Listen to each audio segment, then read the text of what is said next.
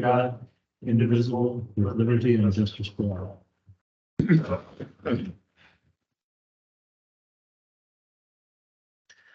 Please call the roll. Director Davidson, Yes, I'm here. Director Thomas. I am also here. Okay, item number 2 on the agenda is public comment. Public may address the board on any non-agendized items and speak for up to 3 minutes. No action can be taken at this time. Is there any public comment? Any public comment? On an unagendized item? It's not on the agenda. We'll tell you if you, But if you could use the microphone, yeah. Hi, my name's Paul Collins. I live over in Cedar Ridge, California, which is about 6 miles west and north of Twain Harte on 108. I called Mr. Wyckoff and to talk to him about a noise I'm hearing that's impacting my life quite a bit. where do you live? Where do you live? Cedar Ridge, it's In, up by Twain Harte. in Wallaby County? I'm sorry. No, isn't Cedar Ridge near Avery? In between Avery and Arnold? Along the Highway 4 corridor, right? He said it was on 108. Near Arnold? Oh, sorry, I'm. Gotcha, okay, I'm confused. There's a Cedar Ridge in Calaveras County too. And I wanted to call and talk to him about a noise I was hearing. It's 24 hours a day, every day. And I told him that from me looking around and making calls, that the noise was coming from Collierville. And so, after a couple of back and forths, Mr. Wyckoff drove all the way out to my house in Cedar Ridge to come and see me. And he brought his assistant, I can't remember his name, but his assistant came with him, and neither one of them could hear the noise. So he told me that he was going to go down to TUD and talk to a couple of guys he knows, and see if there's something to it. So we went down there, and that was it. No further progress on the noise issue. But I truly believe, from what all indicators that I can tell, I don't have any sophisticated equipment. I don't have nothing to measure frequencies and distances, but I believe it's coming from Collier. And it invades my home on a daily basis. I can't sleep, I can't relax. Unfortunately, no one else seems to. The people I talk to, they don't hear it. I've eliminated myself as a problem. I went to an audio specialist in Sacramento. Did some tests at home with hearing aids and earplugs, and the thing is I need to someone. You know, it'd be nice if someone would come and say, "Here, Mr. Collins, here's the data. There's no way it could be Collierville. You can't be hearing that." I don't know if you guys have any of that, anything like that. But what it looks like is if I don't find some sort of answer, some sort of explanation, I'll be living with this noise for the rest of my life. And I don't know what that long-term impact is going to be on my health. Mr. Collins, does anybody else live in your home? Okay. Does anyone else live in your home?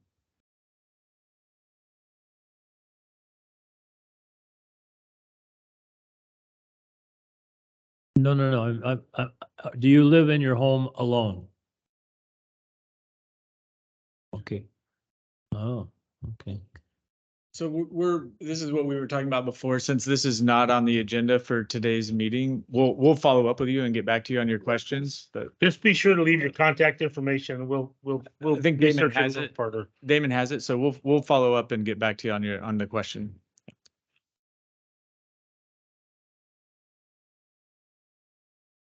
All right. We'll make sure we'll make sure they contact you here in a reasonable time frame and with, may not be the answer you want, but it'll be an answer. Okay, Yeah, we'll get back to you. Damon has your contact information, I think, right? Yeah. Okay. Thank you. all right. Any other public comment? Okay, who does? Okay, Ralph, go ahead, Ralph. Hey, guys, good afternoon. That was an interesting comment by the previous gentleman. I too have heard a constant buzzing off and on at my home. And I've checked all my irrigation boxes that are connected to the house. I've checked numerous other possible outlets. And I thought I was just hearing things.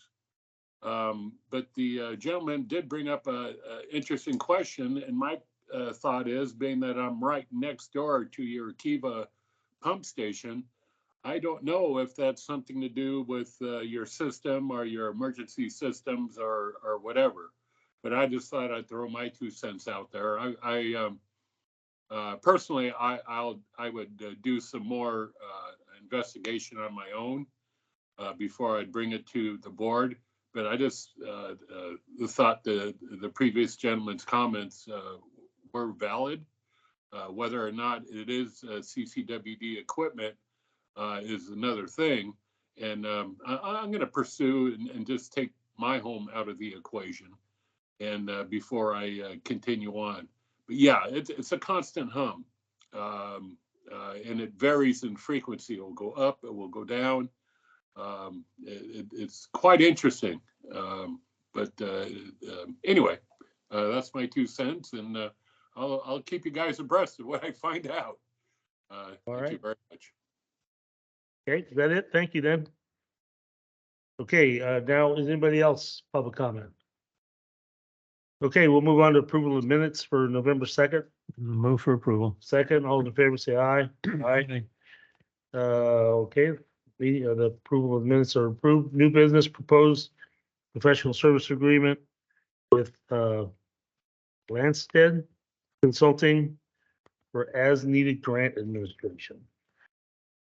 Mark? Yes. Good afternoon. It's been a while, but Lansted was contacted a few months ago, to prepare. I reviewed their statement of qualifications, and they gave me a sample of what they prepare for Amador Water. And I looked at it, and it looks like something that we can use their support, because there's a lot of grants out there. They're just, tons of them that get published. A lot of them have nothing to do with the water agency per se.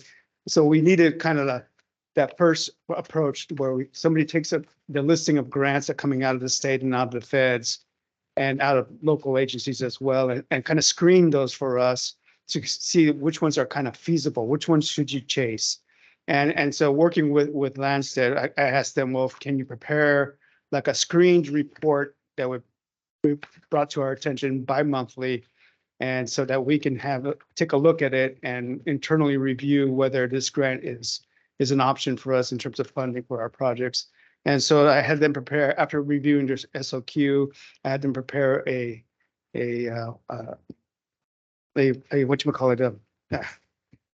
basically what services, outline their services that they'll be providing to us. And I asked them for a 3-step approach. One, the basic report, bi-monthly report, where they highlight all the feasible grants out there. And then items 2 and 3 on the list here would be optional items. So, if we needed the extra support in applying for a grant, we can engage the services. If we don't need it, we won't use them. And likewise, in terms of managing the grant, because there's certain grants have monthly, bi-monthly reporting requirements, et cetera, et cetera. So these are just optional items. The basic service is a bi-monthly report. those reporting, requirements, those are generally, reimbursable through the grant. That's Are they correct. not? So would this be the same scenario if we hired an outside firm to oversee the management of the grant, then we would just be tracking their expenses Indeed. and apply it? to- And it depends on the grant too. Some of them will allow these administrative costs to be passed through to them. Some of them are like, it's on you. So Okay. But Jeff, as I understand it, the bi-monthly reporting wouldn't be classified as grant management. That's just out searching. Right, no, I'm just. This is a talking about, preview of Q3. what's available Yeah. that is custom to our needs. Well, the thing that's confusing to me, and maybe you can straighten it out, is that this proposal by Denise Landstead, Mhm. the final page where it lists all these fees and everything, it talks about a 3-year bi-monthly reporting, but there's 2 columns there, which would indicate to me that that's a 2-year proposal, and I'm confused by that. The 2 columns in terms of the grant services. Yeah, you get the 3-year bi-monthly reporting, you've got 107, just for instance, $170 in one cell and $170 in another cell for 340. Does that mean that there's going to be 340 hours anticipated in over 3 years? That's correct.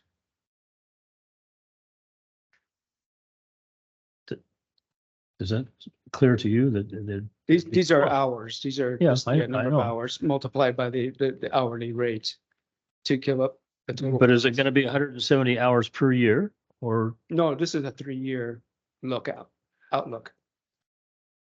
So 340 divided by 3, right?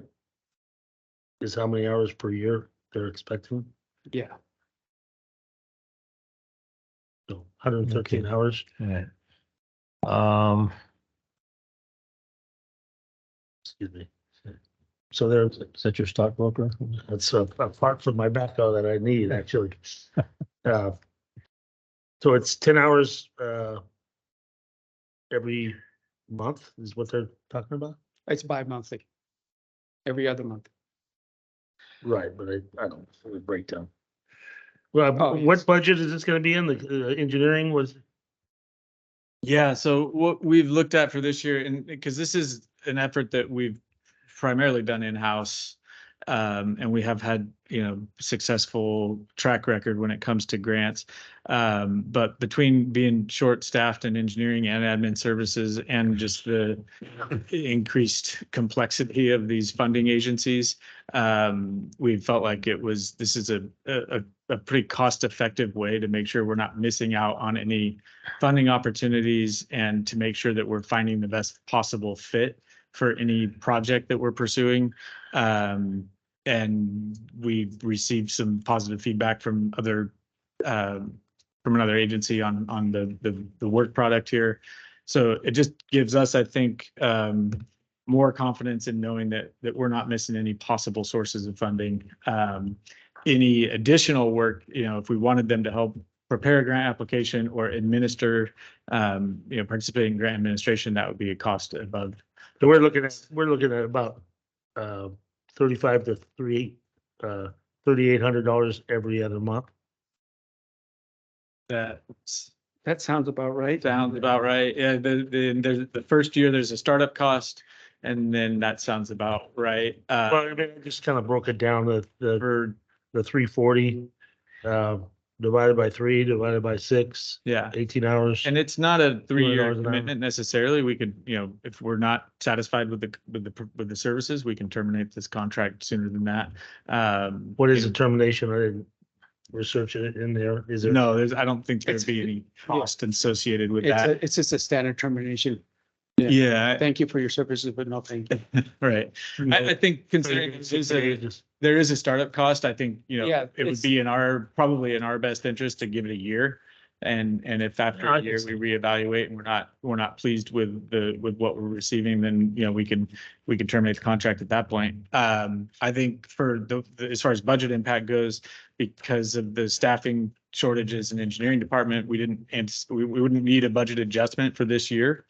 And you know, I think it's a logical use of the funds that we're not utilizing for staff. This is work that, you know, that we otherwise would be doing internally. So it helps take some pressure off. It helps gives us the reassurance to make sure that we know that we're not missing anything. And then any potential new sources that we haven't explored yet, you know, they'd be on top of that as well. Also, I did check the engineering budget, and there is under professional services, there's plenty of budget to cover this initial effort. Yeah, and then for future fiscal years, we would budget separately for this.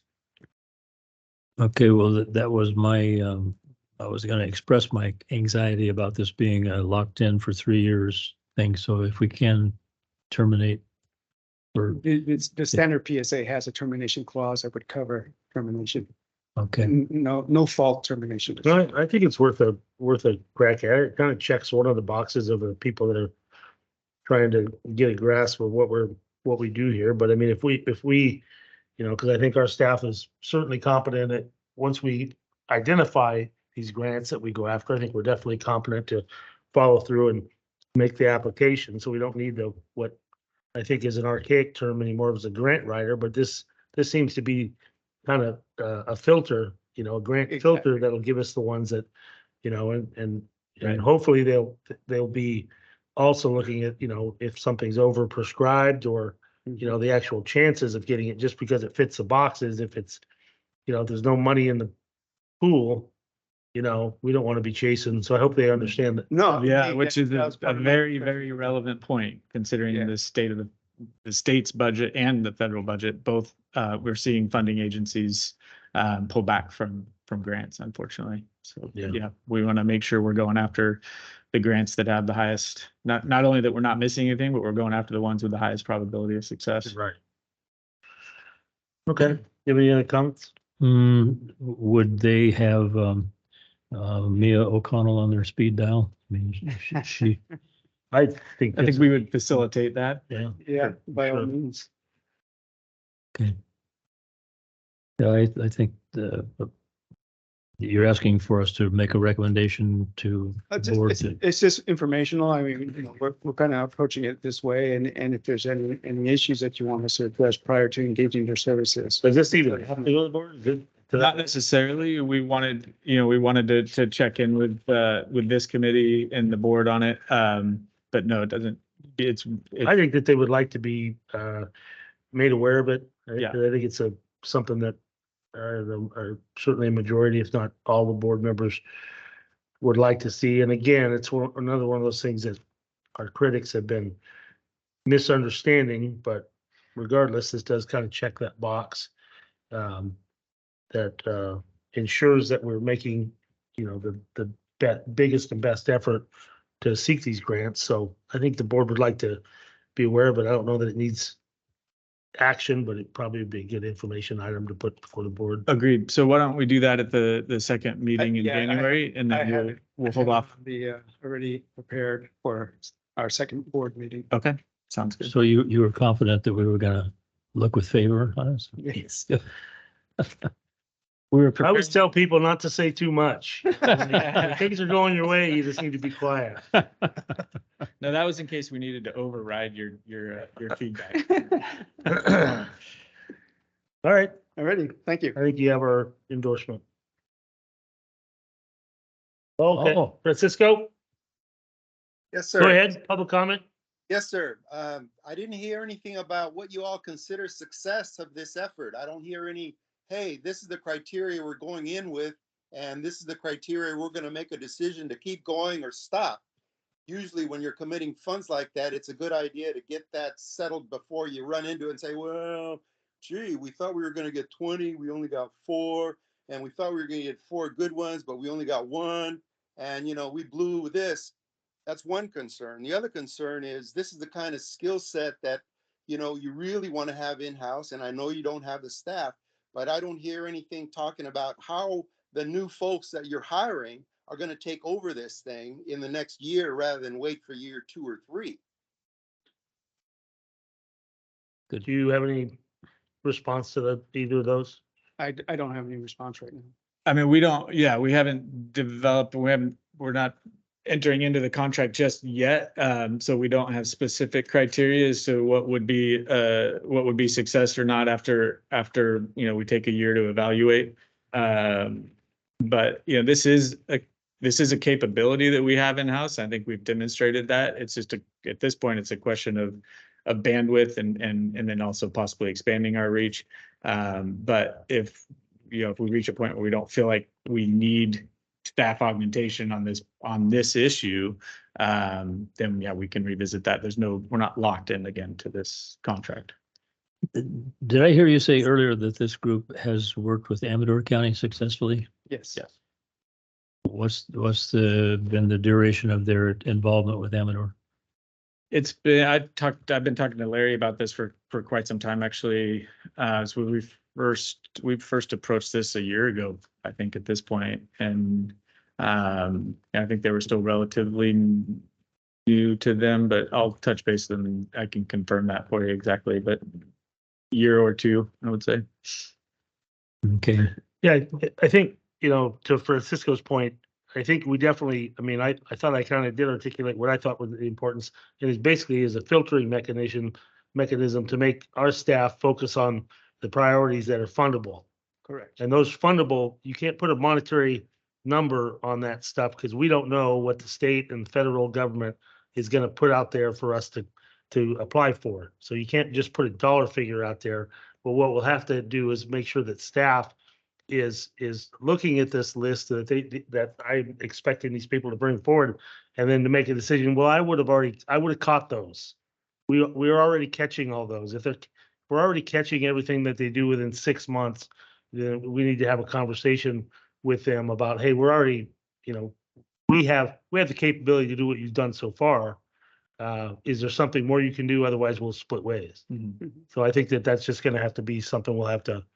You can't put a dollar amount on money that we don't know how much is going to be available. That's correct. So.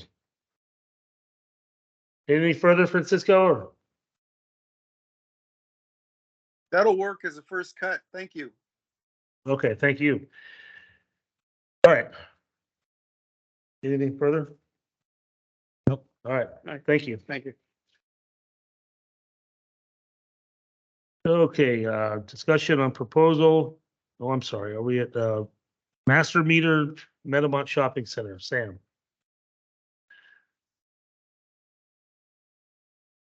Good afternoon. So this is about the master meter at the Meadowmont Shopping Center. It's the shopping plaza along Highway 4 corridor up in Arnold. This shopping plaza was actually taken over by Sierra, I believe the Sierra Commercial Holdings LLC a couple of years ago in 2022. Ever since then, the district staff and the principal, Dean Copens, that we've been working together, trying to figure out what's the best solution moving forward. They brought up the initial issues of having individual meters for all the suites that they have in the plaza. Currently, the way they're metered, they have about 33 units that are being served by the district, which includes a couple of landscaping meters. And about a couple of months ago, Dean Copens applied for commercial review of the property to analyze what their consumption is and see if there's feasibility of a 4-inch or a master meter at the shopping plaza would be helpful. After reviewing all this, we kind of analyzed and came to a conclusion that a 4-inch meter would serve everything that is needed at the shopping center, and along with all the fire hydrant and fire equipment that they have, that should be easily served by the 4-inch meter master meter, which we are proposing to go after the existing PRV that is coming off of the main. And in doing so, it serves we'll have to look at the possibility of transferring the existing distribution system from the meter onwards over to the Sierra Holdings LLC. They would be the one that would be responsible for maintaining everything past that master meter onto their site. It would require some work for us to install that, which would require us adding a vault with the meter, which we'll have to acquire in the process. The cost of doing all this work for our construction manager would be around $40,000. And Mr. Copens was kind of made aware of the price tag at the last meeting we had with them. We still owe them a formal response to all this work that will have to be done and the responsibilities that will fall on them or Sierra Holdings after this change. But that nothing has been confirmed with Sierra Holdings and CCWD. So we wanted to kind of bring this up to the board, or at least the engineering committee, to discuss the commercial changes that we're working with and see if that is something that the board wants to see more often and kind of work with the community. You have any questions? Yeah, can you talk a little bit about the 8 equivalent units that might, they'd have to, they could give up and we could use that to our advantage? So the loss of 8 units, or at least the revenue with the district, that comes with the master meter. Right now, each individual meter has its own capacity to serve each unit. But with going with the master meter, it allows us, it takes on that peak load that would not be covered by the 5/8" meter. The 4" meter allows us to take on that peak load and transfer it during the high times, which is during early mornings or late afternoons. And during the daytime, it won't be impacting any of the operations. And the ESFUs or at least the ESFUs that we will gain from that in the capacity of the distribution system. If there is any other development that comes along in the service area, they could be reallocated and the revenue would be generated from that. But one thing that will have to be established with moving on with this facilities agreement would be that Sierra Holdings will not get any credit for it. They'll have to give up that capacity for us to reallocate it somewhere else. Okay, are we, I'm trying to assess the impact or the effect of that. Are we nearing capacity in that area? Nowhere near on the Okay. website. The, Go ahead. just shortly, you said there's $40,000 worth of costs that the district will have to incur to make these changes? That will be passed on to the consumer. Okay, is there also a scope of work that if they wanted to hire private company to do that work, that they were able to do it, or is it something that We'll provide them with the cost to serve for the work that needs to be done. If they wanted to move on and get their own bid, I think that they should be allowed to do so. I mean, Find anybody to do it cheaper, but you can make that option available to them. I think that's important that we do.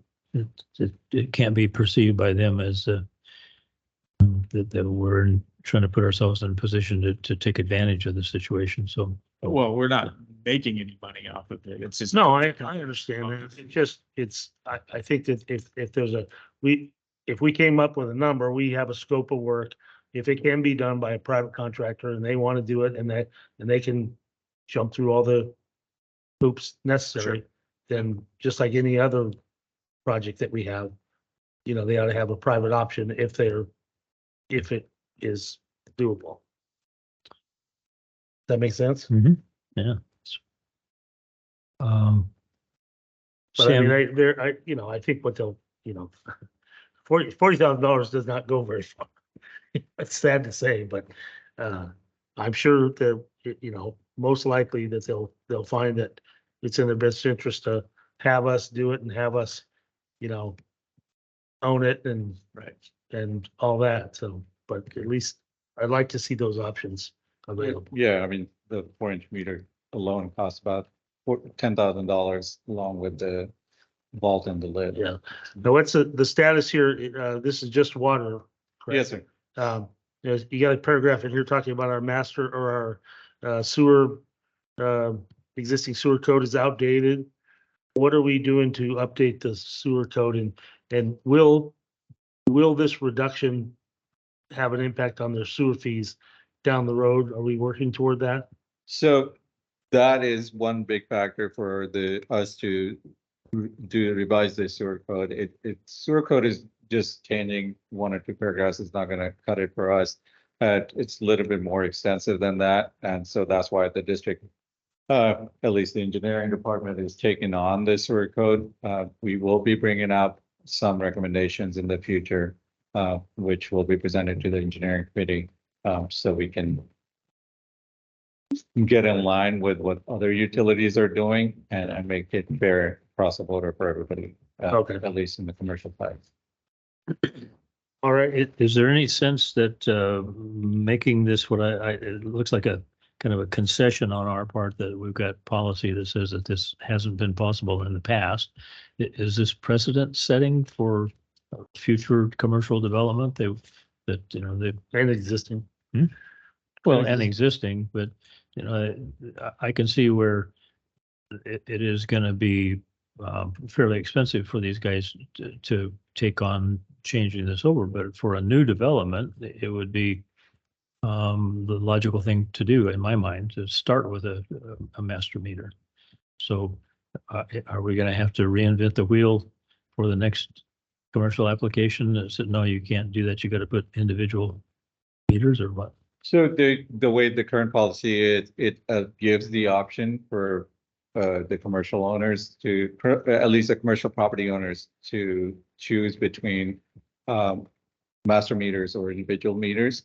And it falls down to preference. I mean, if we've looked at it for the districts, from district's perspective, master metering does help a lot. It helps you regulate just the amount of effort that goes into administratively. It kind of reduces that considerably, and our responsibilities, like everywhere else, stop at the meter. So we're not, in this case, our meters are pretty much at the edge of, we're in the private, on the private property, working through those. No, it's definitely better for us operationally, not to have to worry about all those lines.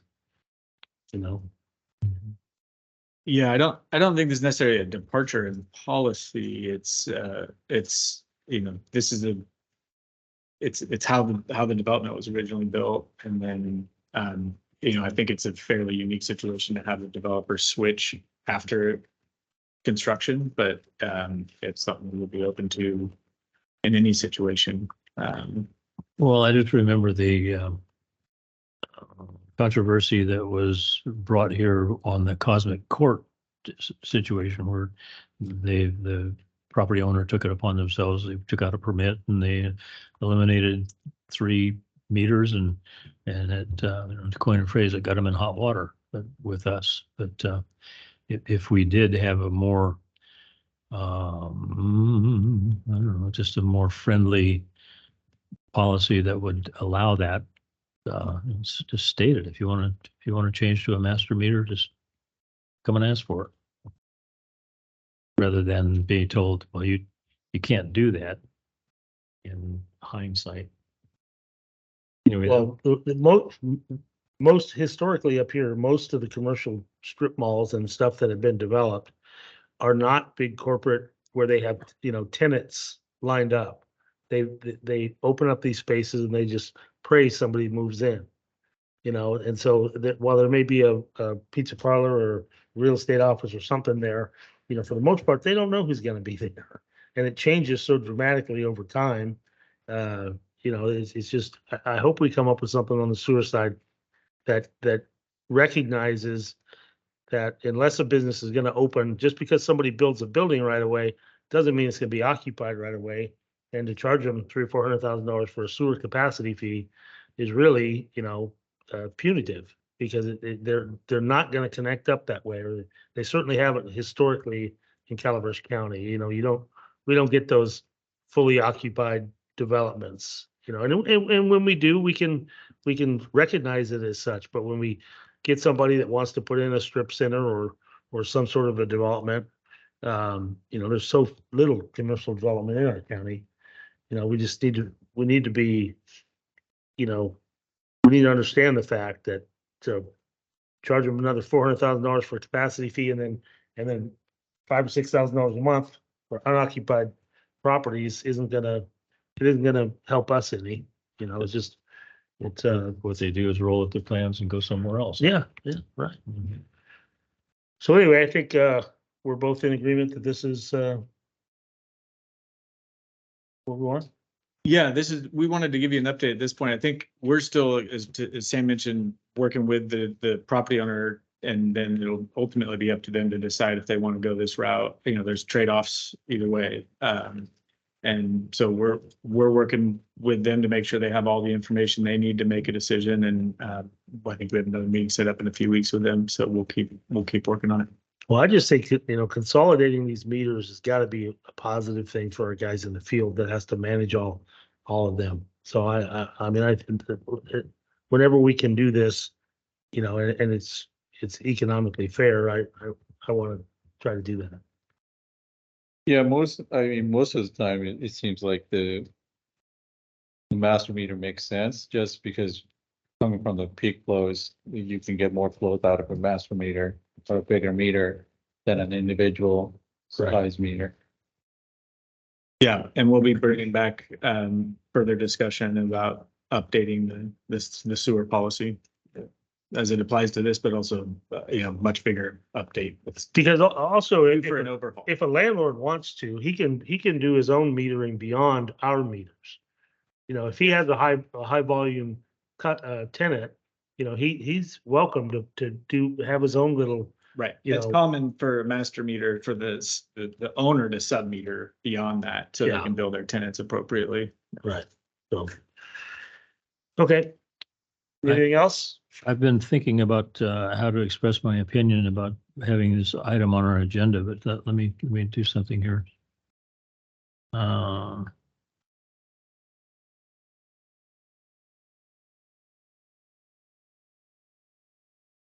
It's not working.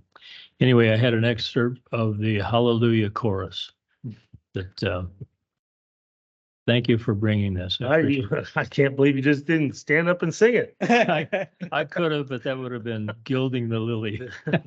Is there any public comment on this item? Okay, seeing none, we'll move forward. Hey, I realize that we've made probably a pretty poor first impression. We had another agenda item here that I skipped over. Did I not? This was the second item, it seems like. Did we? Yes, sir. Oh, We had Lansted. I'm looking at the other. I've got too many agendas in front of me. Nope, Number- you're on track. Okay. Where am I now? Thank you, Sam.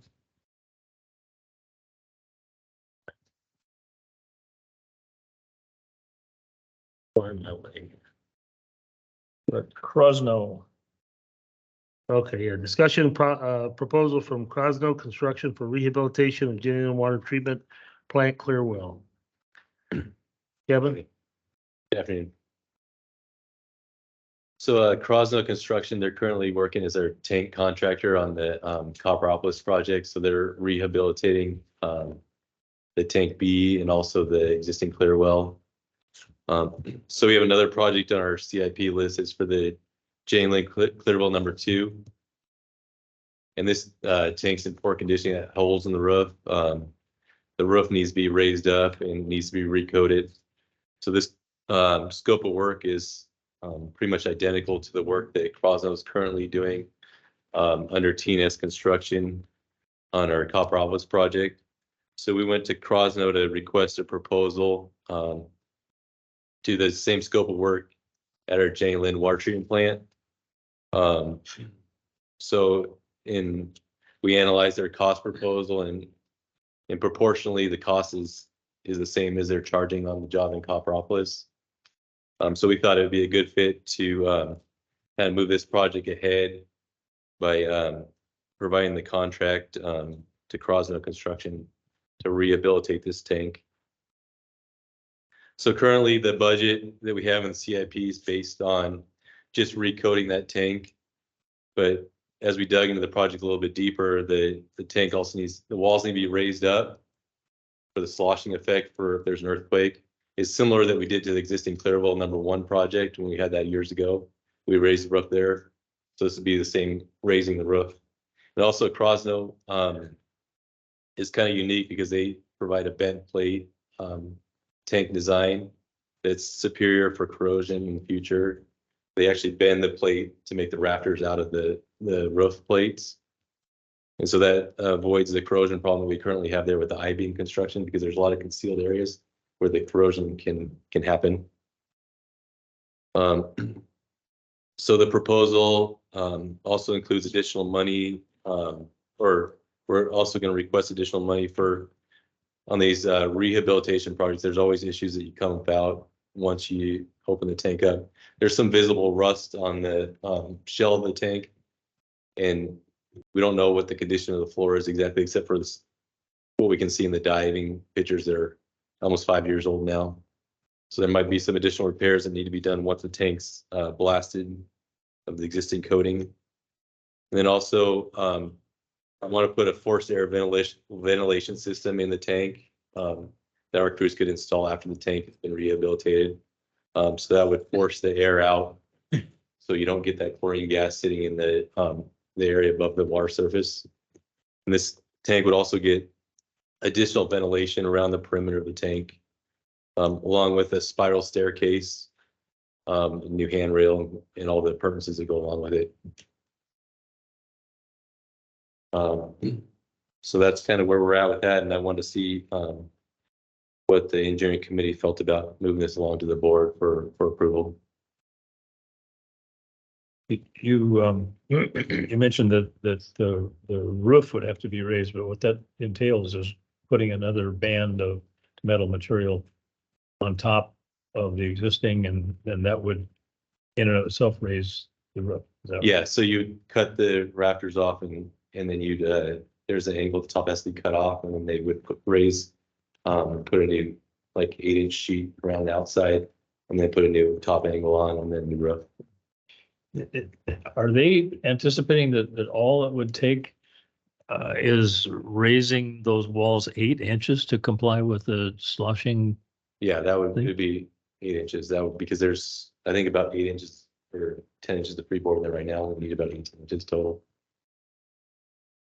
So if we have an earthquake and the sloshing occurs, we have a violation? Well, the current standard for the AWWA is to have this, to have the sloshing room there for the earthquake, so it wouldn't damage it. So any major rehabilitation, you'd want to incorporate the additional height to make it up to this current standards. Okay, when did the standards change? It's been a while since like we said, the project that we did back in, I think in the 90s, also raised the roof up 8 inches, and these clear wells float together. So literally now this tank, the other tank's been, clear well #1's been raised up for the seismic, and this tank hasn't. So this tank, to get the same elevation on the tank, we raise it up same amount. Okay. And like I said, there's holes in the roof right now, so I mean, the roof needs to be replaced. All right, well, I have no problem moving it ahead. There is a kind of an anti-sloshing technique that you can use. I've used this for years when you're carrying around a vessel with water around a job site. It always wants to slosh over the top. But if you throw a pallet in on top of it, it won't slosh. So you should get a stainless steel mechanism to float on the existing level, and that'd solve your problem. Yeah, they have those, like the oil well tanks, they can float with the roof.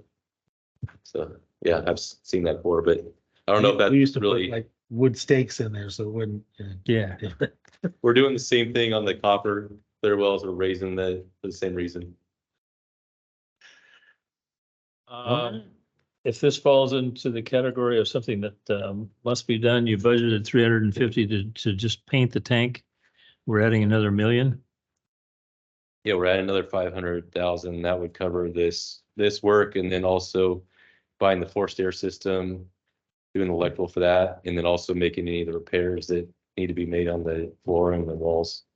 But the way I'm reading this is the fund, let's see, the budget from the capital improvement fund 120 must be increased by $500,000. And an additional 500,000 will be needed to be transferred. So that's $1 million more, isn't it? No, it'd be 500,000 more than we have we have 350 in there. And rejecting the 850 would be adequate to pay for this job by the time you add the other items of work in on top of Crosno's contract.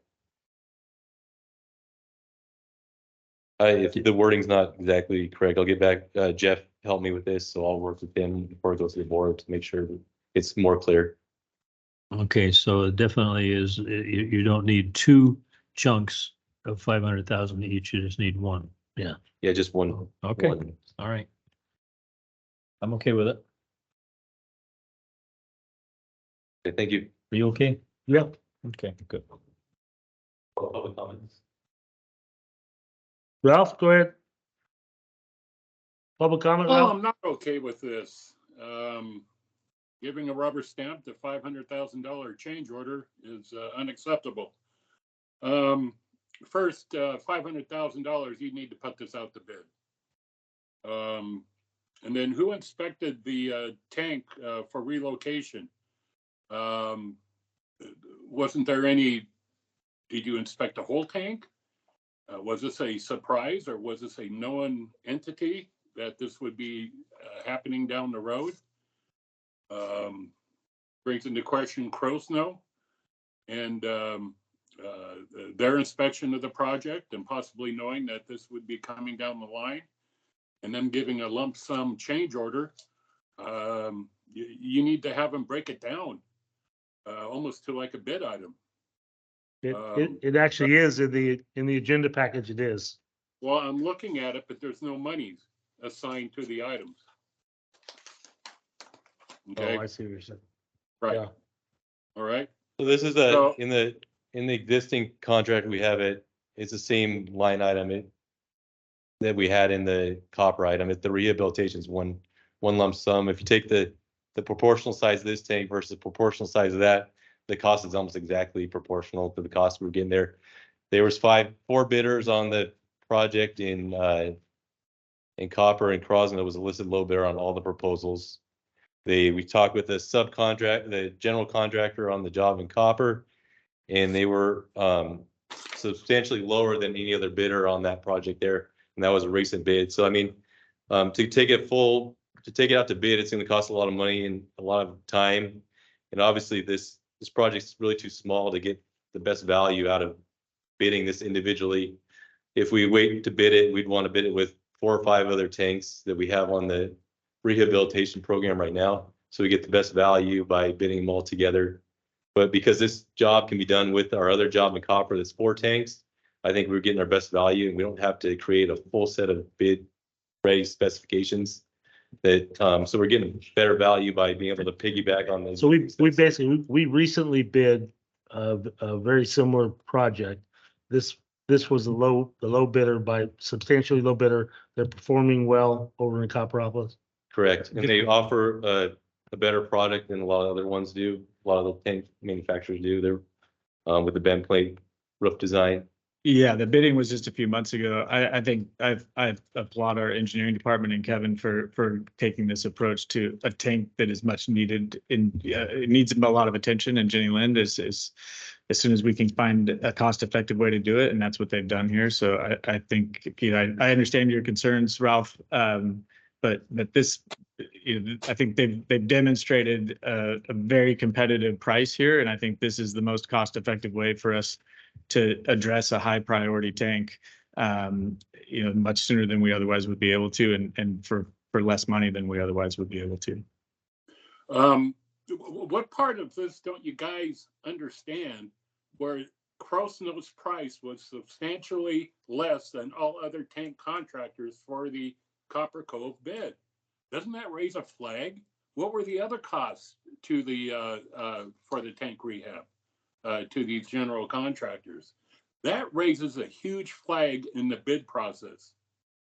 And with a change order of $500,000, It's not really a change order. you need to put that It is. out to bid, or not a change. You just don't rubber stamp $500,000 without putting this out to bid. It costs money. Well, you know what? That's part of the deal.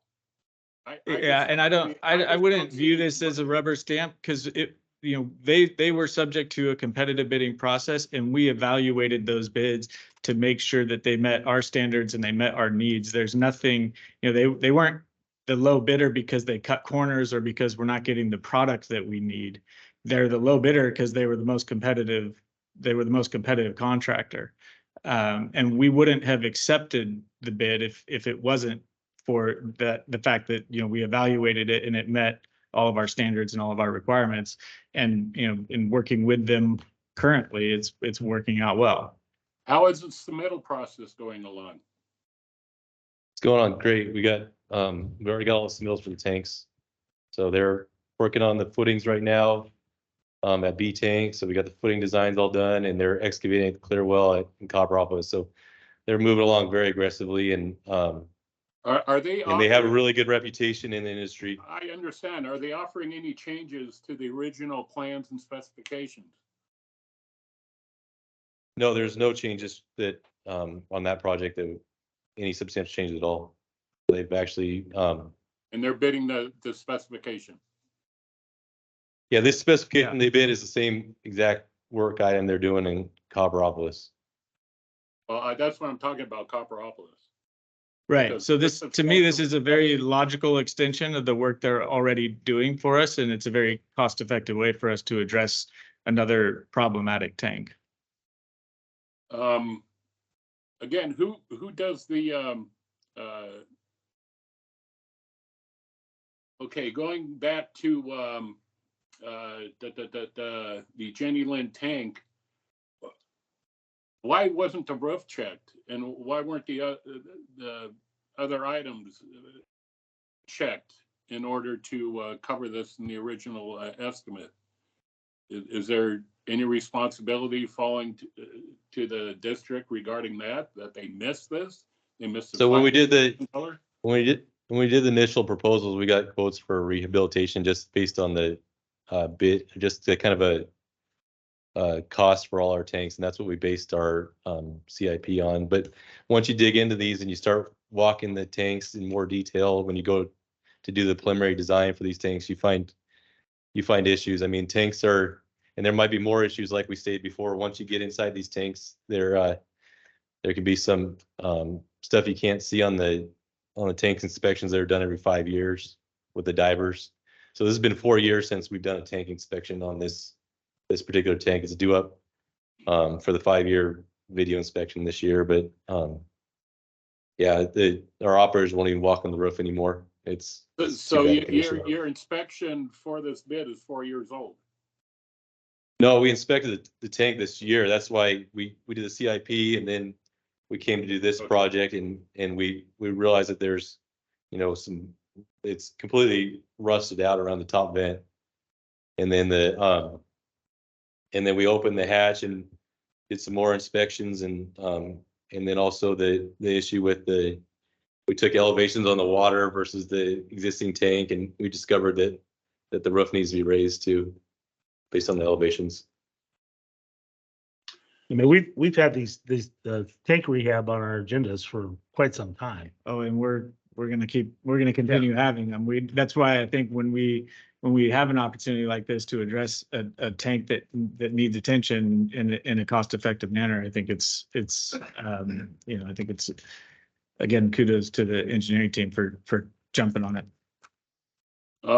I can understand up to 100,000 where, Mr. Minkler can sign off.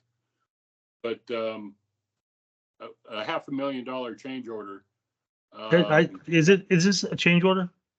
They're currently a subcontractor, so if you bid it out, lots of times it's general contractors bid on it. So in this opportunity, we alleviate the general contractor oversight that generally costs a lot more. I think our internal estimate was $850,000 and they're at $640,000, so we came in a lot lower. So we got than what we thought it would cost for the roof replacement. So Ralph, let me ask you a question. Am I to understand that you have the impression that Cosno bid the scope of work and his bid was 350,000 originally? Is that what you're thinking?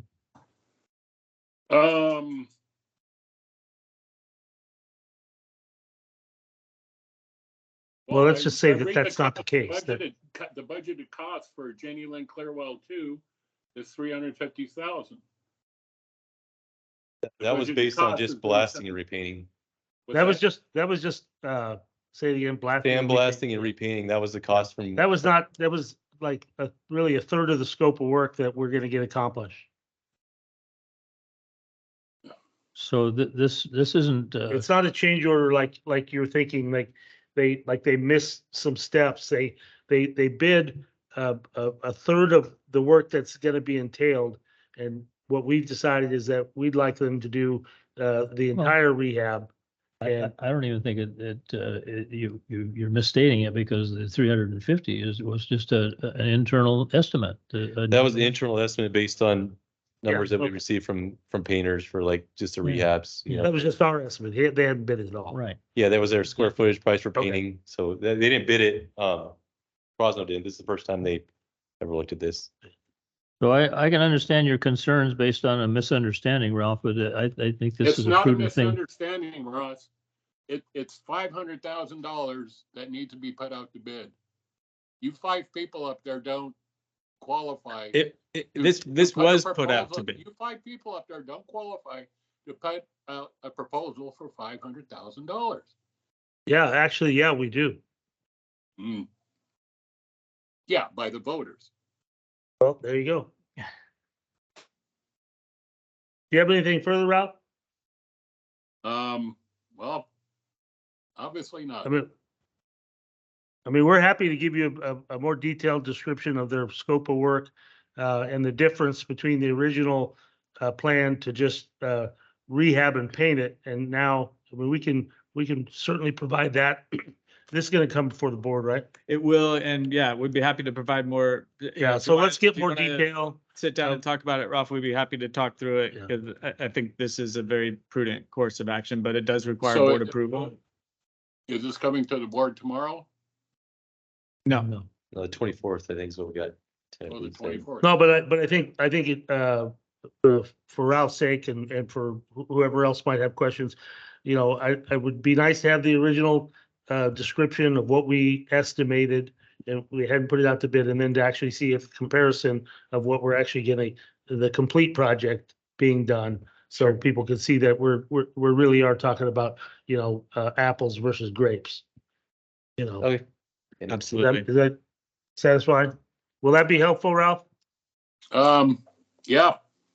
Okay, I guess. Thank you. all right. Yeah, Any other- and Ralph, if you want to get more information about it before the next board meeting, I don't know if you saw the notice, but our finance committee meeting is canceled this month.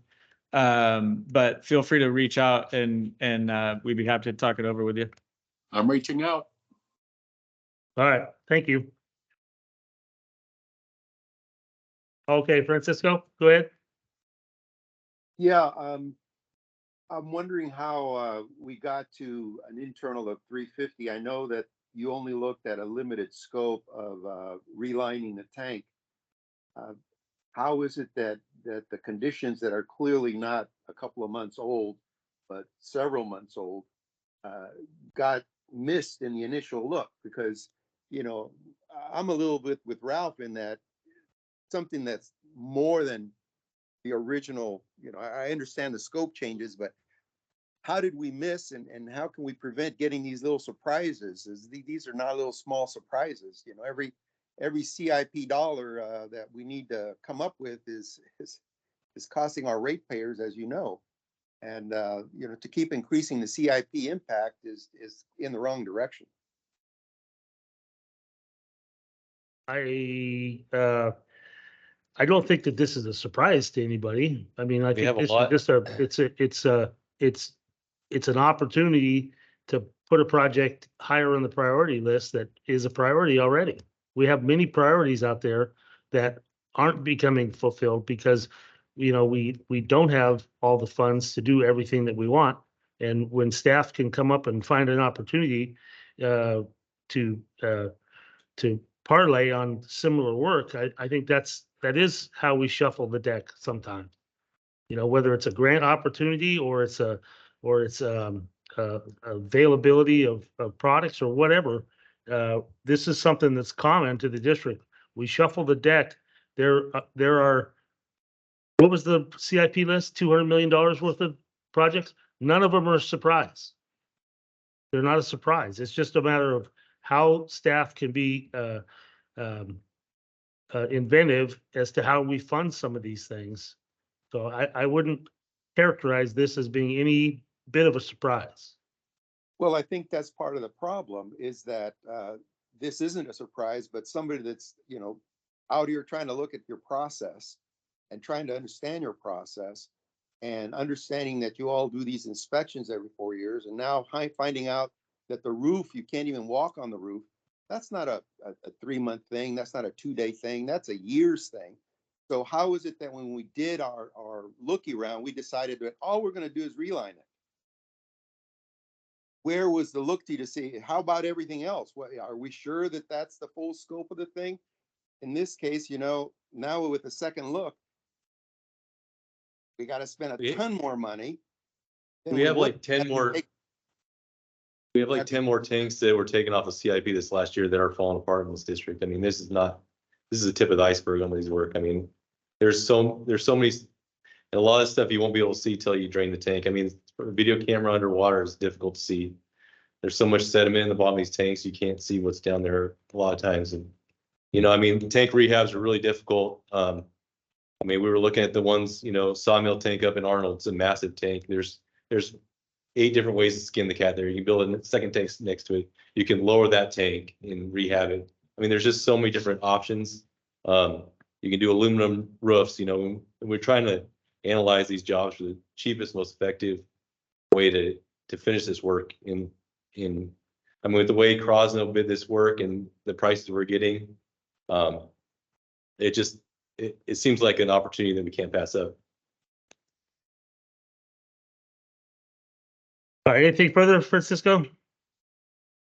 We'll leave this one on an ongoing basis. I'll save it for another meeting. Thank you. Yeah, well, it'll come before the board with more details. And maybe even we can add to maybe we can do I don't know if I mean, I'm sure we already have it, but the prioritization of the tanks, which, you know, I mean,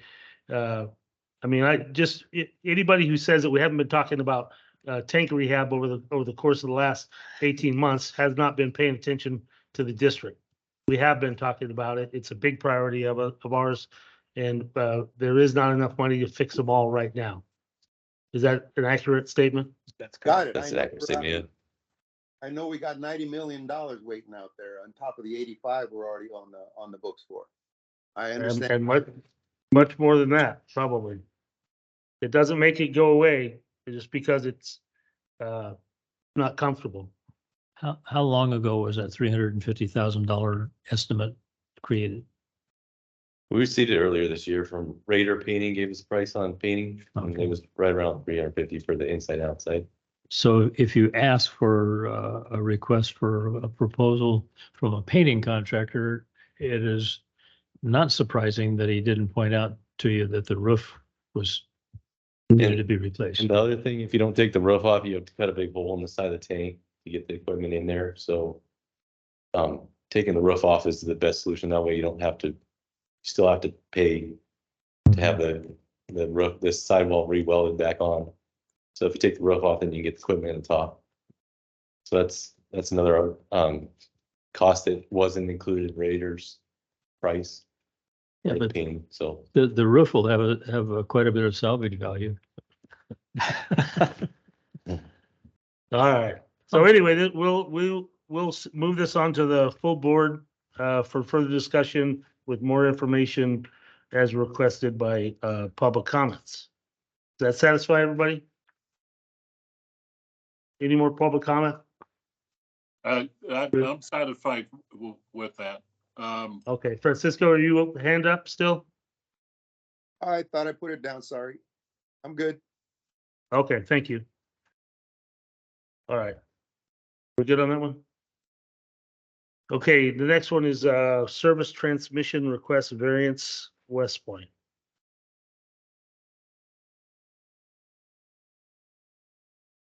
This is for a service termination request. We had a gentleman show up at one of the board meetings in the past, and they requested a variance as to for termination of service on their property.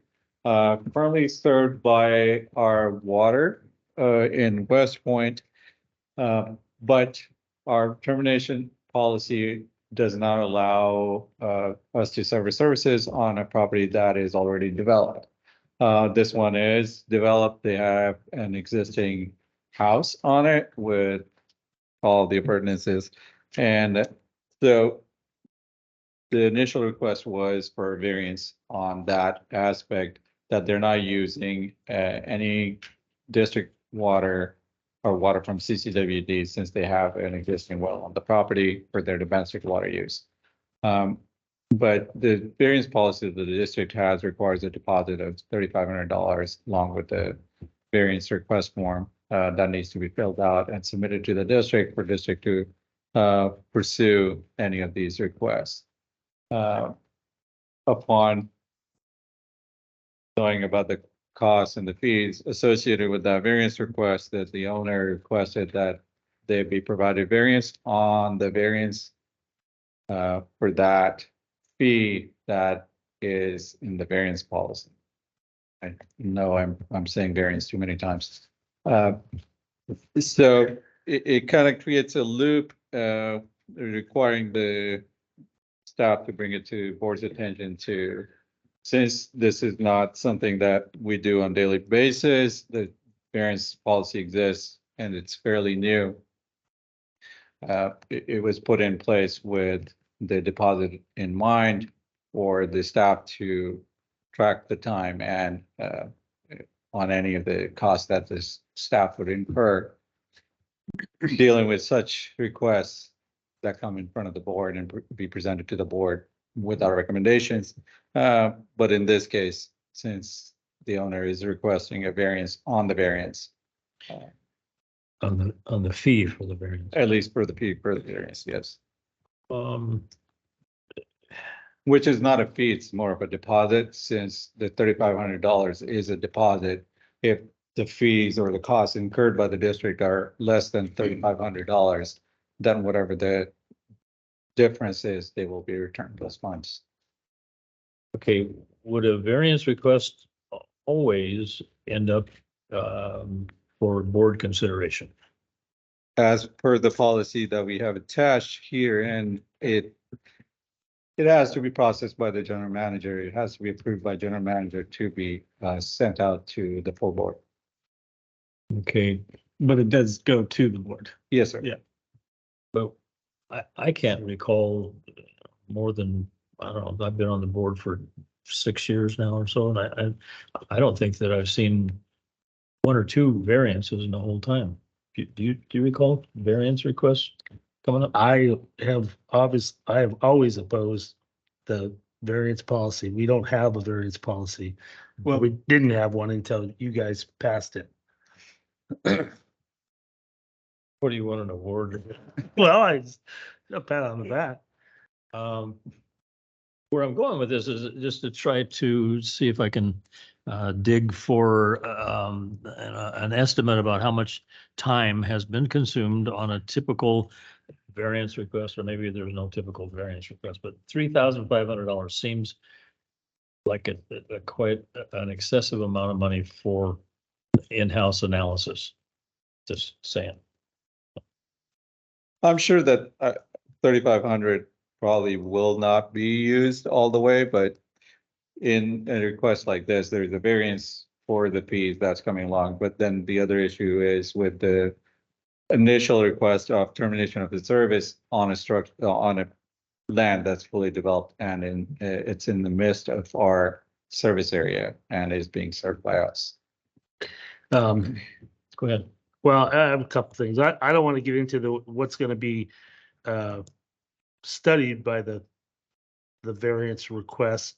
I mean, maybe we'll get into that, but I opposed this variance policy back in 19.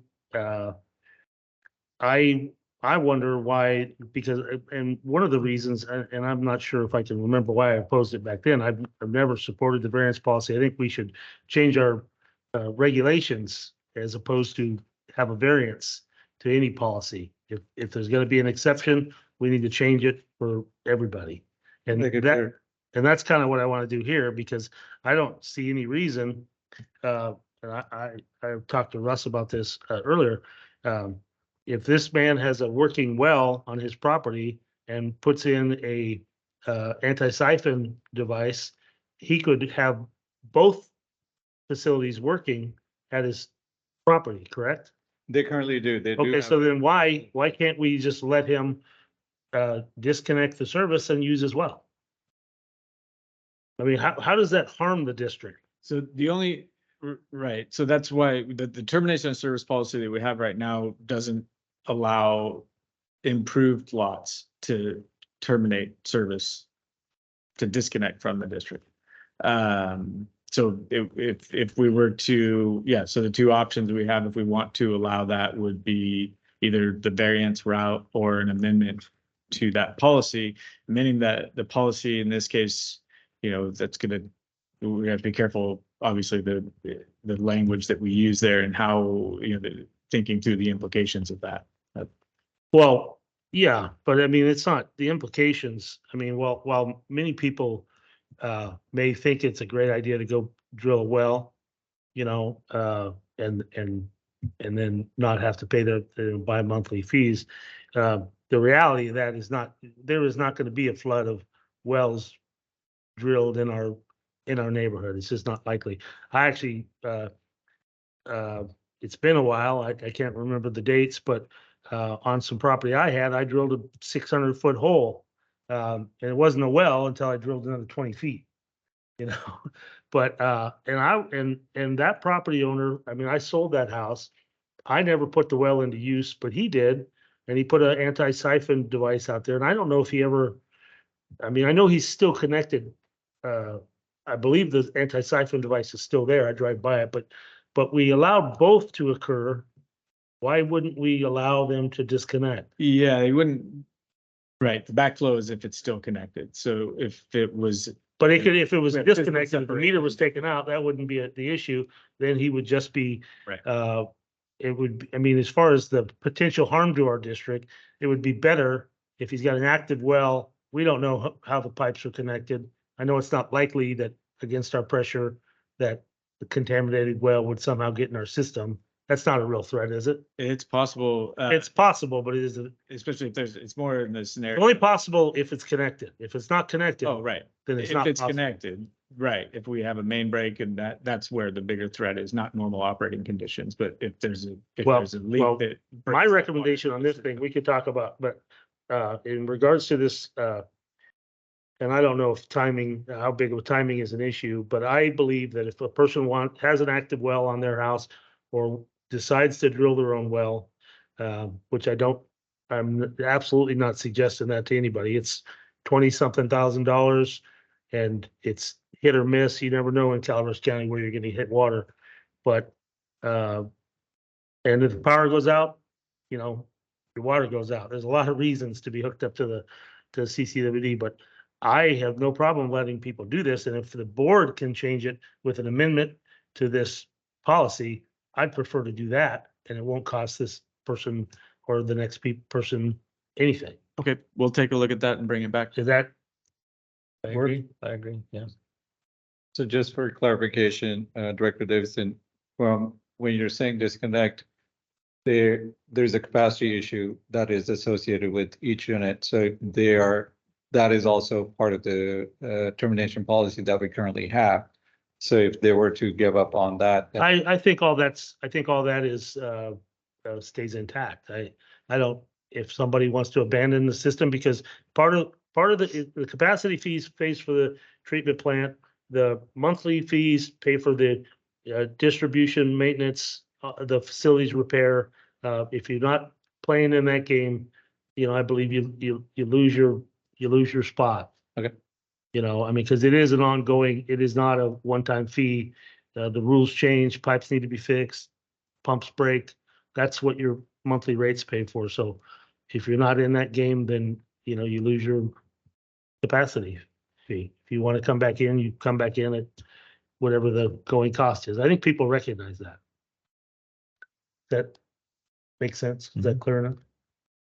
Well, they come back in paying full boat on the capacity fee. Right. For a new meter. So it might cost them $15,000. Well, it also might have cost them $850 to hook the first water meter up. Not that it makes a whole lot of difference of what we're talking about. But do you happen to know whether the well came before the meter or vice versa? I believe the well was done before. It's been on the property for a while. Okay.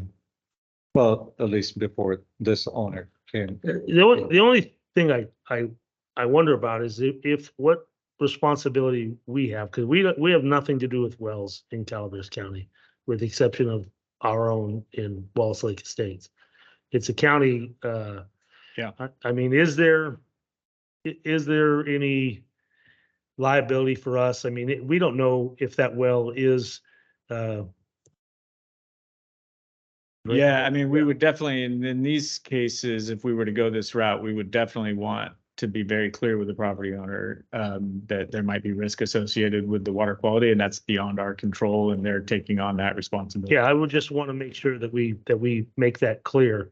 Yeah. And The county does have, I don't recall, I remember having a conversation with Lisa Medina about this a little while back, but I'll have to circle back on their policy as it applies to even allowing wells on properties that are served by public water systems. But, well, that may be another part of this. but for an existing answer well, right, is he has to comply with all of Calaveras Absolutely. County's right. rules. Because as you point out, we that's not our jurisdiction, but we need to make sure they're aware of all that. Yeah, because they may have ordinances or whatever in the Right. general plan that are specific, because I know they want to consolidate development into areas that have water and sewer service. But so I don't know the answer to those questions, but I think we should make sure that we at least make sure that this person or any other person that follows understands that Right. that's not on us. Right. So we're gonna recommend that this come back, we're not gonna deal with the variance at all, just bring it back to the board.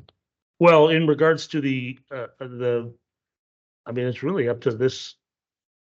Yeah, I don't support the variance policies at all. Okay. I mean, I think if we're gonna change it, we just change it. And it should be changed for everybody. I agree with you on that, so it'll go back to the board with that observation. I'm gonna move your name down here to the winners track. Okay, is that enough information for you there? Yes, sir.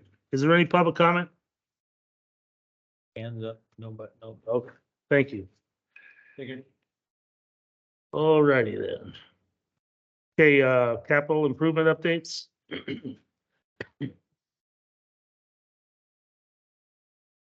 Okay, we've got quite a list of capital improvement. Let me just kind of highlight a few of the items there. The AMI AMR project should be going to the full board for closeout here. We're hoping by the end of the month, your second meeting coming up. It's a long time coming, but we're going to be closing that project out so that. Can I play the Hallelujah chorus when that happens? By all means. You need to get our tech guy in here to help you out with that. I don't know if we want a ribbon cutting for that, but it deserves it, I tell you. Jenny Lynn, have that out to bid right now. Jenny Lynn, that is the water system AB pipeline transmission line. And have a second amendment going out here this week before Charles departs. And then we'll be probably doing bid open, I would say, mid-February. Is that correct, Charles? Yeah, so we're going to be rescheduling the bid opening on that one just to accommodate the amendments. There's some other projects here I'm going to highlight to you, just kind of give you an update. Probably the larger one would be the project we're working with the Corps over there at Copper. The project is being delivered in, I should say, there's two distinct projects there, and we need to keep that distinction. One distinction is that the plant, on-site plant improvements, improving the treatment at the wastewater side. That's separate from the dam raise and the pond and all that. So we've made that distinction with the Corps. They're okay with it. The environmental documents that's going to be prepared by the Corps is following that path. So that's what we have right now is two distinct projects. One is currently funded. The other one we're waiting for Congress to fund, and that's the dam raise, and that's the larger project. But it allows us by individualizing the projects, it allows us to move forward with wastewater treatment plant improvements, which are desperately needed. So kind of highlight that for you as well. I got the guys here to answer any questions on other aspects of the. I just have one or two. Do you have any? Well, I may have misunderstood what you said, but this pre-bid construction meeting that was held on the tank's AB water transmission line, or not the tank line, but AB water transmission, was on December 14th. When are you expecting the bids to come back? Oh, yeah, mid-February. Mid-February, okay. How many participants in the pre-bid meeting? There's a lot of interest. Good. It's a significant project. I'd expect a lot of interest. Great. Yeah, I mean, we should probably touch on the service line / paving issue. You would bring that up, right? Well, I think we should address it with this committee. One of the questions here is to what extent do we replace service lines along this alignment at the same time as the main? So we're going to get bid option on that just to see what the additional cost would be. As you guys know, the cost of this project has increased exponentially over time. And so it would be nice to address the service lines. Well, at some point, let me rephrase that because it would be nice, makes it seem less critical than it is. At some point, we will have to replace the service lines on this alignment. It's not our most critical spot at this point. If we just were looking at where the most critical service line replacement streets are, this probably wouldn't be in the highest priority, but Correct. We do have, I think it was 10, 12 repairs a year, somewhere in that ballpark, along this alignment. So depending on we met with Public Works yesterday to discuss the paving requirements, the repaving requirements for this alignment. And it will be at least one lane and could potentially be micro surface of the entire road, depending on how we decide to go. Last thing we want to do is cut into new pavement, for leak repair or down the road for service line replacement once that's done. But we're just in the process now. I want to give you that heads up that those discussions are happening. We don't have all the information yet. We're still going to evaluate the costs of both the service line service line replacements and what the different alternatives, the paving costs for the different alternatives. Paving is a huge expense for this project. And so we want to evaluate those different alternatives and before we make a decision on which path we go. But it's, like I said, it's already an expensive project, so we're just trying to find the most cost-effective way to get it done without creating a bigger headache down the road when it comes to the service lines. All right. Our in-house crew has gotten pretty proficient at these service line replacements. Is it foolish to consider having them work alongside the pipeline, the main line replacement? I wouldn't say foolish to consider it because I'd be calling us fools if we said that, because we have considered it. Okay. It's not foolish to consider it, but I think, once we thought it through and I think it would be kind of an impossible task to overlap our crew with the construction effort that's going to be going on. This is a big project, a huge mobilization required by the contractor. And so if we were in it, we also have other priority areas that our crews focus on, but even if we were to dedicate them to try to piggyback onto this project and coordinate that with the contractor, I think when we. Yeah, traffic control is already a big issue and having an additional blockage because we're crossing the road with these laterals is going to be challenging. We'd be on each other's feet the whole time. I think it would be, so having the contractor though provide a bid alternative or a bid option to do the service lines at the same time is definitely one thing we're still looking at. Yeah, that kind of reminds me of that sign you frequently see in an automobile repair shop that our labor rate is $100 per hour, but if you want to help, it's $150 an hour. Okay. All right. So just a heads up on that for now. We'll come back with more information. Right, exactly. So we will be amending the bid here shortly with another.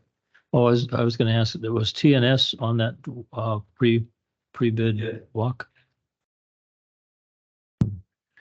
Okay. Go ahead, Ralph. You with us, Ralph? Yeah, here I am. A big thank you for the working with the Corps of Engineers. That continues to be really a bright spot for us here in Copper and for you guys at CCWD. And I really appreciate the lobby team that you have in Sacramento and or Washington, D.C. And again, kudos to your hard work and persistence, especially with the Senator Feinstein passing away and working with that change.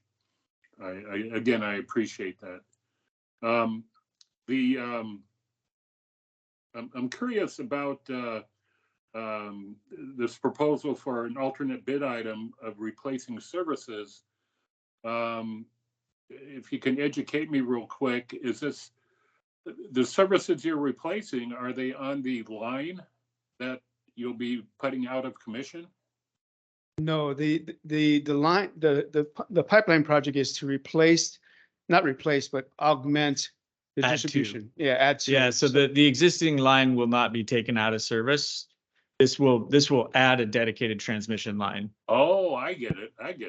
Okay. So it would replace the service lines that are on the existing. Distribution, it would become the distribution line and we'll address the laterals from that pipeline. Well, a good thing would be for them to put in a alternate bid item for the size of services that need to be changed, if they need to be changed, 3/4, 1, 2. I don't know if you have any foreign services, and have that done. And of course, you always have the CCWD inspector on site, and he can make the call on whether that service needs to be replaced or not. So just one man on the site, I don't think would be in their way. And then you have a set bid item price rather than someone coming in after the fact and giving you a change order. Right, Okay, the item is going out as a bid alternate on a per per lateral change, right? Yeah, so it's individually priced. These are all residential connections, all the same size, and so it would be on a per connection basis. Oh, cool, great, great. Yeah, yeah. And yeah, like I said, just have them have a bunch of corpse saddles or, and some unions in their truck and replace as they move along. If CCWD points it out and says, yeah, let's change this one. Yeah, I think it would be hard to evaluate, while the trench is open and, because the issue with a lot of these lines is the native backfill on the service line. And so Right. it would be hard for an inspector to say, yeah, replace and this it's a one, but separate don't trench replace the next one. And then, a month later, we could have a leak on the one we said not to replace. I think, it's absolutely worth considering, Ralph. So I appreciate that. I think where this would go is if we were going to do it, it would be replace all the service lines along this alignment, or none, and we'll come back and do them later, unless, some will most likely be disturbed during this project. Right. And so inevitably there will probably be some service line replacement as we go forward. But as far as us, contracting or including it in the scope of work from the outset, I think it would probably be all or nothing, but that's something we can evaluate once we get these bids back. Okay, and when does that pipeline go out to bid again? It's out It's right out to now. bid. Yeah. Right. So I think we're pushing back the bid opening a couple weeks. So we're Yeah. looking at maybe mid-February right now. Okay, I got to get online and become a plan holder to take a look at this. Yeah, go ahead. Put a bid in yeah. if you're interested. Yeah. Oh, yeah, I did that with the sewer line and pump stations. I was a plan holder on that. And I was scoping out some things, some products that you're using and all that. Anyway, well, thank you very much, guys. Yeah, and thank you for the comments on the Army Corps project. Oh, that's awesome. I appreciate the positive feedback because it can be a slog, let me tell you. Yeah. Dealing with the Corps, but we just try to keep our eye on the prize in this one. We have really good advocate in DC that's helping us with it. And we were just emailing back and forth on it today. She's on top of it, on a weekly basis. There's something happening. And we're right now, if we could just get a federal budget, because there's a bunch of time pressure on us to deliver, once we are awarded the money, to deliver within a certain time frame. But, we're here almost mid-January without a federal budget. And then once we get one, it'll be another 60 days before the Army Corps' work plan for the current fiscal year is done. So we're on track right now by the time the funds are appropriated for this fiscal year, there might only be 4 or 5 months left in the fiscal year.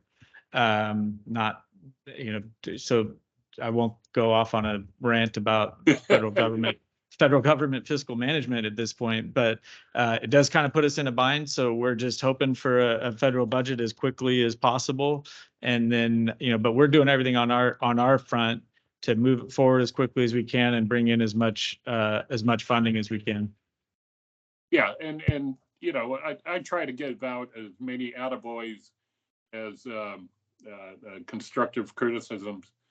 The meters, gosh, that'd be great once you sign off on that.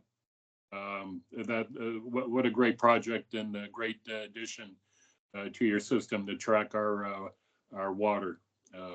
Again, kudos to that. So I'm done. Thank you. Thank you, Ralph. We appreciate the attaboys and the constructive criticism. Okay. Both are important. All right. All right, is that it? You have anything else? No. Hey, I was just curious, what's the status of the Jenny Lind water line? The Jenny Lynn. School or sewer line, School, I'm the sorry. sewer line. It's been quiet. Hugh has not reached out to us. I've asked, I did notice that lot that I thought would be the right lot for that lift station. Lift station, the intermediate lift station. Yeah, Uh-huh. I saw that had a for sale sign on it. It's been for sale since I moved into the neighborhood, so I don't, Where do you live? right up the hill there on Ferguson. Oh, okay. It's, We're we- neighbors. Yeah, we have, I think we settled the interim lift station, the Yeah, intermediate we're lift station in the location easement. is in the We're- public, is in the easement. So Oh, we didn't yeah, have to okay. buy a lot. We found a location within the PUE that would work for that. Okay, good. We'll circle back, and check in with them. I know that that school district is having some Is that challenges. up in the power line PUE easement? It's not, I don't think it's specific to power, but there is enough room in the PUE for us to put our I'll let station. Charles Okay. speak to that and give him his final chance to talk to. Yeah. the committee. Good afternoon. Well, thank you for all the hard work, Charles. Yeah, I appreciate that. Thank you. Yeah, so that's where the original, when they designed the master plan, the Rancho Calavera subdivision, they envisioned a new freeway coming through there. Correct. And so they widened out the right of way in there. And it's kind of a leftover of that plan. And so the right of way widened out and the map was never changed. So there's an additional width in the right of way there that allows us to kind of squeeze. I really want to see that location because I've lived on that. I actually Right. bought that 12 acres of that right away. Uh-huh. And there's a power line easement that goes through mine, but I'm unaware of any, I thought all that property got deeded, all that the highway easement got subdivided into sections and sold. Yeah, we investigated it and we did run into some pushback with the county surveyor on that issue. So we kind of, I really want to look at that. I want to see it because I bet I know more about it than the county surveyor. I mean, there's actually, like on my lot there, it was this long 2,000 something foot. It was the old highway, it used to say it, you get the old maps. But on each side, there was a triangle of about 1.5 acres each that was set aside for I assume, on-ramps. And on both sides of Silver Rapids, those things exist. right. Well, but there's no assessor's parcel number on those things. Right. And so they're kind of, it's like, well, I fenced all the way down to the church and then I fenced all the way up to the other one. And no, I mean, it just, Charles, if I remember, we're not in one of those. We Right, looked at so that. just to clarify, Yeah. we initially looked at that and then we got pushback from the county and we said, okay, we'll abandon. so what PUE is? So we're just on the Silver Rapids Road right of way. It goes from like 80 feet to 100 feet right across from the church. And so we're just within, Across from the church. well, right where the church is at, the Silver Rapid comes, is that. Well, that's the lot I was talking about. Yeah, Well, yeah, it's not Yeah. on that lot though. It's on the across from the church. across. Yeah, it's Yeah. across. So it, But it's in that same general vicinity, which I think, correct me if I'm wrong, from an engineering standpoint, is an ideal location. it works. Yeah. I mean, right on the corner would have been perfect, but it's, we're not too far from the corner, but it's about maybe 200 feet up. Will somebody send me just a Yep, a absolutely. map and then Sure. locate? I'm just curious. And, Yeah, we can get that to you. all right, thank you.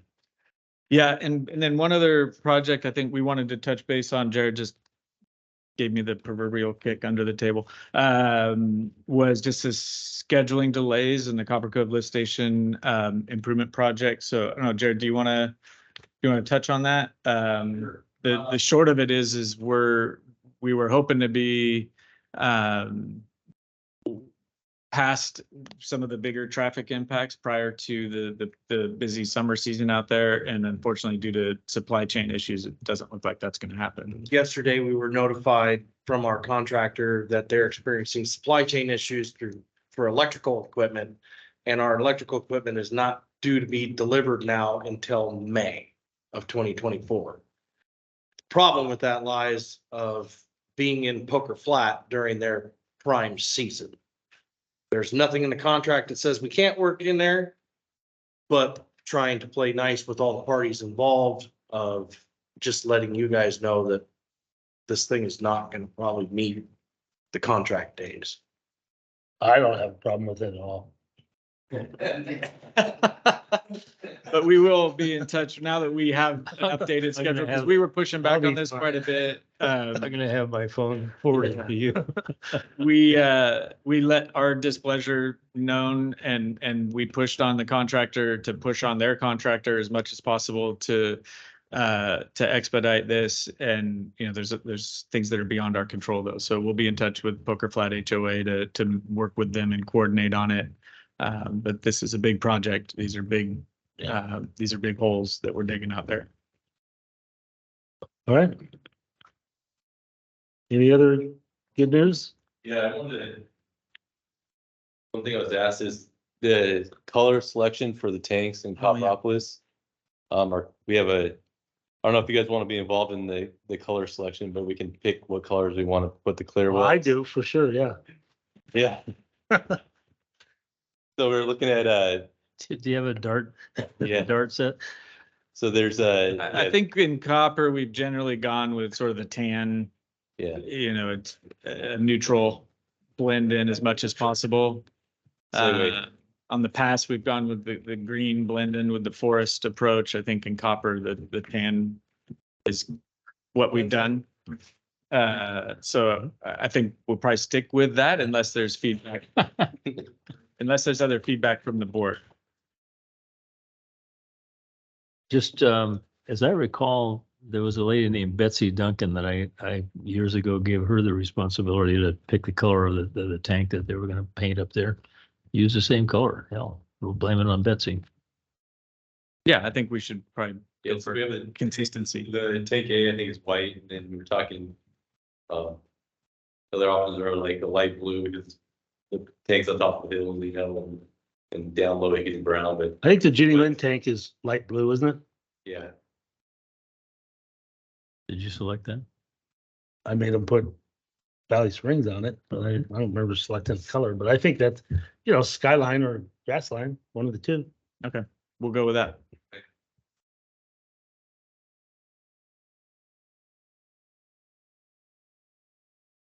So are we Is done? there any way we could get like, a LED board up there and, Yeah. have it change? What's that thing in Vegas now? Yeah, whatever, yeah. See if we get a change order for that. We'll add that to the CIP. Absolutely. Yeah. Ralph, go ahead. If you want to play it safe in copper, paint the tank like all the other tanks. Yeah, I think that's good advice. And that way, people just look and go, oh, okay. You So put primer something it is? different, You're opening the door. Just saying. It'll be primer. Primer, yeah. Yeah, primer, great. Yeah, perfect. Ralph, appreciate that input because now if we do get complaints about it, we know who to blame. Yeah. So thank you. That's quite all right. Thank you for Please, chiming in on that. All right, anything else? Shoulders. Thank you. All right, we'll move up to other updates. Other updates, as you can see from the list, there are a lot of projects in the Copper Valley, for the Copper Valley development. And, there's 4 projects with them right now that are active. We're still waiting for, they're proposing a building 11 and 12, and they're proposing that without a connection to sewage. And so, Sam is working with them right now. We're gonna have to come up with a facilities agreement to accommodate that, but it's a little strange. We haven't seen the plans yet. It's just this concept right now, and so we're waiting for that to happen. The lift station enforcement project at Little John, we're working with that. We're working through some preliminary design so we can get that project started for them to design it to basically our needs. So we're working with them on that. Reed's Turnpike Booster Pump Station, likewise with Charles leaving now, we got Kevin and Juan are going to be working on that. And they're putting together the concepts for that as well. And then finally, for the copper development area, they're proposing some townhomes in the area next to Town Square. And so we're still waiting for them to submit to us their utility plans. We've seen only the architectural renderings, but nothing beyond that. So we're still waiting for them to submit to us so we can properly accommodate that development. And so I think there's a couple of milestones that, we're waiting for them. So the ball's in their court on all these projects, pretty much. What percentage of design are they claiming on the force main?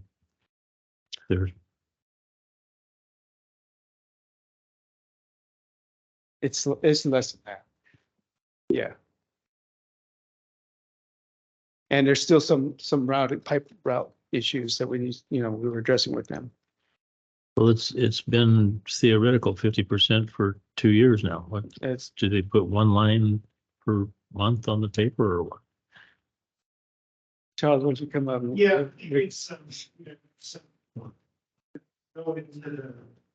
Excuse me. Just the alternative analysis and, they had proposed an initial alignment that, internally, we talked through with operations staff and found some fatal flaws with that plan. And so we had to redirect them to go through Unit 4 in Saddle Creek, which used to be Saddle Creek and Copper Valley subdivision. And that's a more preferred alternative. Some of the problems with the original alignment were there's a sag in the sewer line that goes through the golf course, like in front of the golf club facility. And then there's also that it's on the same line as the golf club facility, and they have a restaurant in there and a grease trap that has some problems too. So we just thought operations staff was saying that, if there was a problem with grease in that line, it could result in a sanitary sewer overflow. So that was part of the issues related to that. And So I'm not familiar with the Unit 4. Is that north of the? that's northwest. Okay. In the- So you'd keep it on a higher contour. Right, and then it flow that, if you can pump in Unit 4, it will flow by gravity all the way down to the main lift station, and all the sewers are adequately sized to handle all that flow. So including the main lift station. You could put it in Little John Creek and it would get down there pretty fast. Oh. No? Yeah. Anything else on other updates?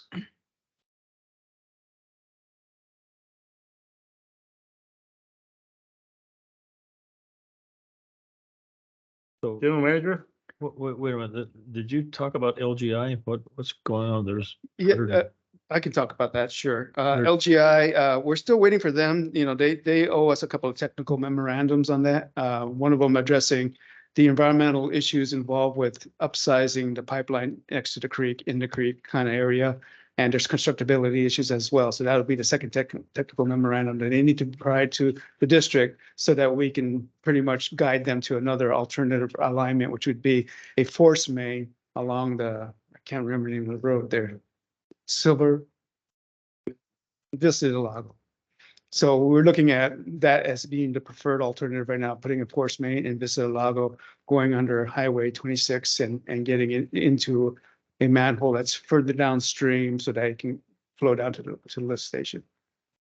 So again, they're talking to their environmental consultant to put this, memorandum together to address the environmental issues involved with and constructability issues. Are we in contact with them? Are they actively pursuing this project still? We have been in contact with Huh? them, yes. Yes. Okay. Yeah. Was it 155 connections or something? Right, but it's, interest is 6.5. It's like, sometimes people lose interest. Yeah, the last thing, they contacted us back in, I'm saying October. Yeah, I don't think they're losing interest. It's a significant issue. I don't think this is the only holdup. But there's a challenging set of issues that we have to address with the sewer system there. And to their credit, I think they've been responsive and they're aware of the issues and they are aware they're responsible for addressing them. So we're working through it. All right, anything else? Russ? Nope. General manager report? Yeah, the biggest thing is, and I think for the most part, we're going to save embarrassing Charles for tomorrow. But it's kind of a momentous week. I feel like Charles hit 20 years yesterday, right? He celebrated that by stopping by Kevin's truck and firing some snowballs at two of us that were driving by. So Charles has suddenly become more playful in his after 20 years. But also his last week at CCWD, which is an end of an era.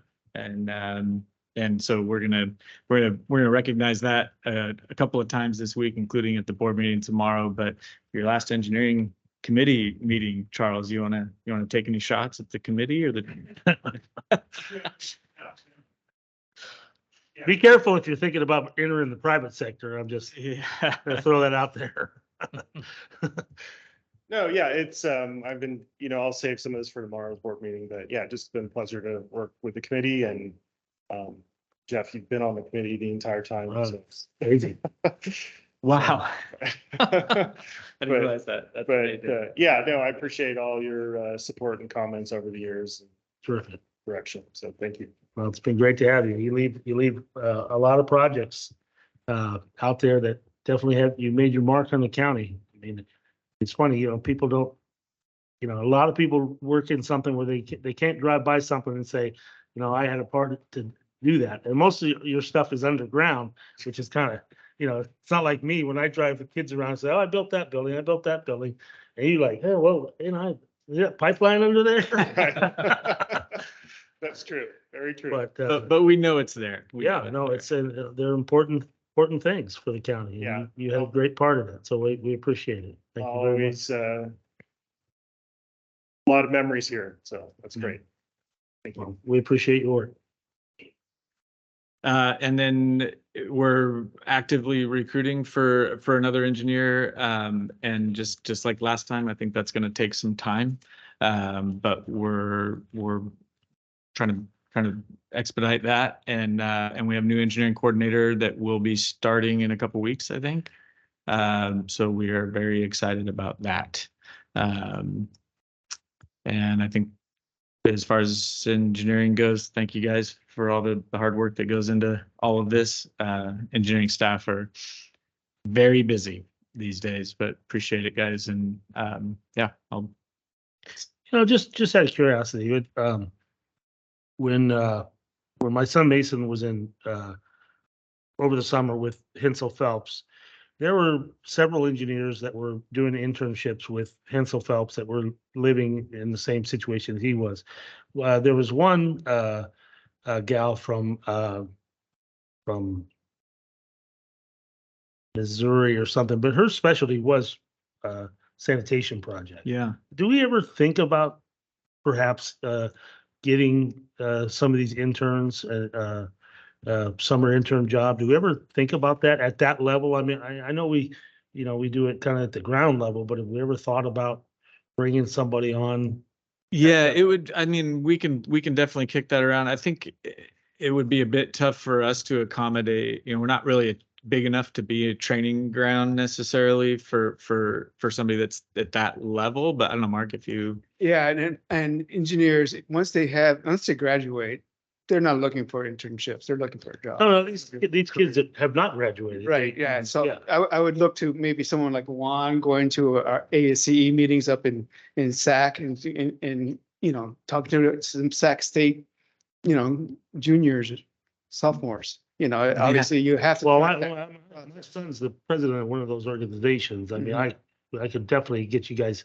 I mean, Sac State has a terrific program, for all construction management. No, I would welcome it too, because Uh, I ran a similar program and. But I just wonder if I mean, I know that there are opportunities out there, and they're not all. I mean, these big companies are really hitting these.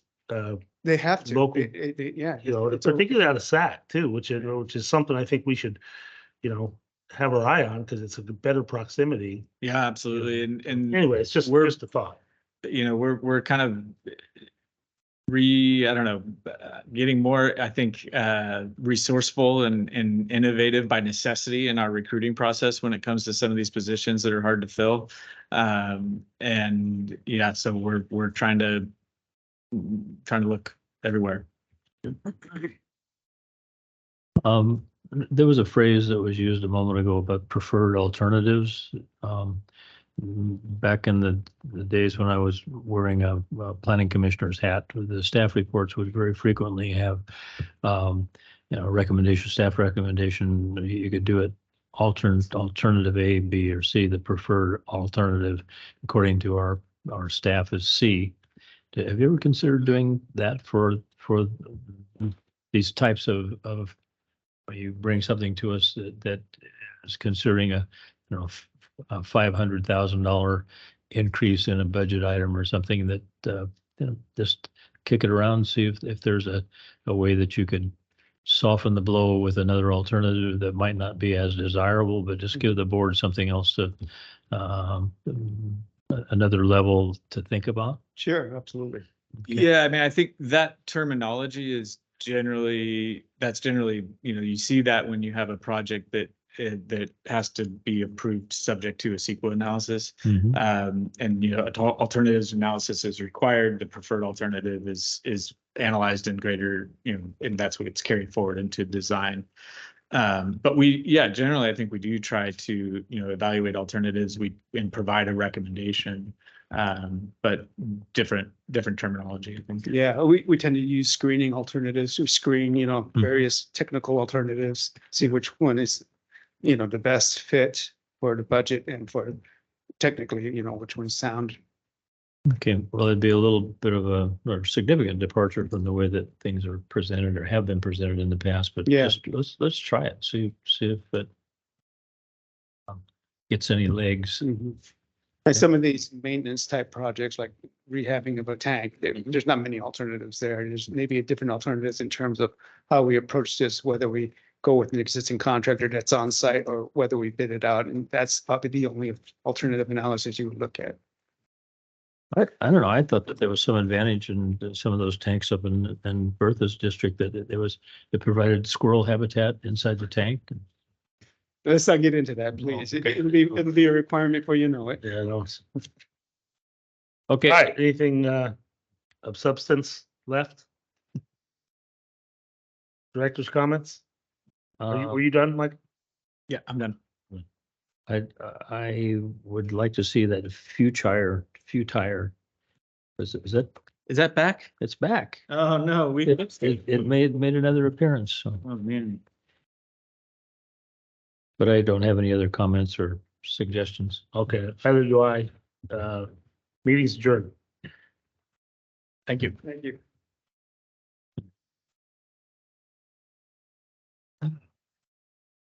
How's your knee? It's